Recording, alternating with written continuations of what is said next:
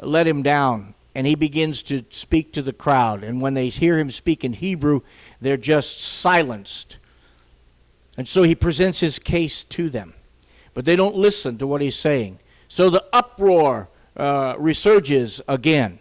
And they have to take him up and put him in prison, put him in the jail. And so now the centurion is going to have him scourged. And when news comes that the guy who's going to scourge him comes, he says to the guy who's going to scourge him, what, you think it's lawful to scourge a Roman citizen who's not been to trial, neither been condemned? Well, the guard that hears that, he's a bit afraid, because that's a death penalty offense. So he runs down to Claudius and he tells him, do you know this guy's a Roman citizen? And that he recognizes he hadn't had a trial yet. So Claudius himself goes up and asks him, is it true? Are you a Roman citizen? And he goes, yeah. You know, it cost me a lot of money to buy my freedom. He said, yeah, but I was freeborn. And so he puts him in jail. He dismisses the scourger. He puts him in jail. And during the process, a young boy who is a relative of Paul's sister, he overhears the crowd saying that they're going to make a vow between themselves that they're not going to eat or drink, just like they did in Damascus, until they kill him. So they're going to approach Claudius the next day, and they're going to ask him, we want you to bring the prisoner down so that we can ask him some questions. And then when they bring the prisoner down, we're going to jump on him, and we're going to stab him, and we're going to kill him. So this young boy hears this, and he runs and he tells Paul. And he tells the centurion guard, he says, take this young boy to the captain, because he's got something to tell him. So the young boy is taken to Claudius, and he tells Claudius what the story is. And so he says, don't you tell anybody, young man. And he dismisses the young boy, and he puts together 270 soldiers or more.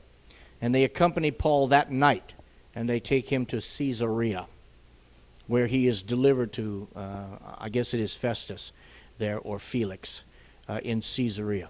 And so he's put under house arrest in Caesarea. He's under house arrest over there for approximately 2 years worth of time before his case actually comes forth. It's such a kangaroo court on what they do.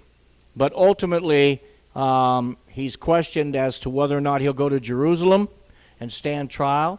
And he says, I'm a Roman citizen, so I appeal to Caesar. And once he says he appeals to Caesar, then they are under obligation to send him to Rome.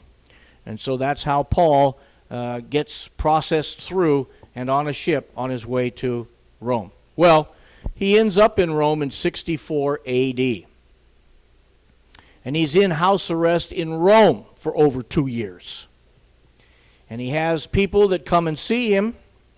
They don't forbid them from visiting.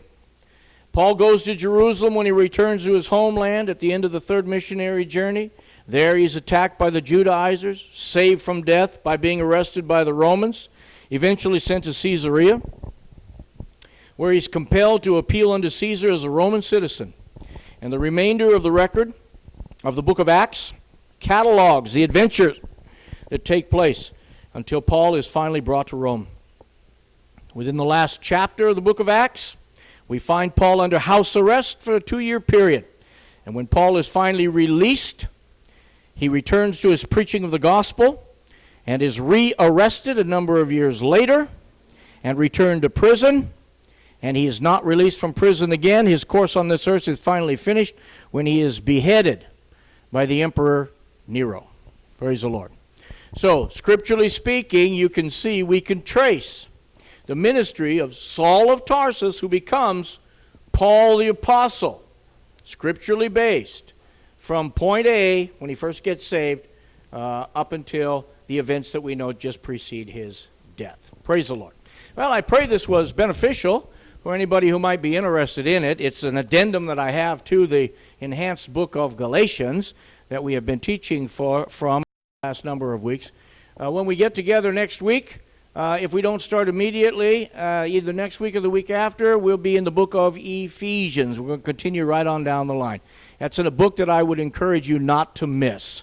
So until we get together again, thanks so much for giving me a few minutes of your time. This is Pastor Rob, down here at Central Christian Church. Oh, hui ho. God bless you.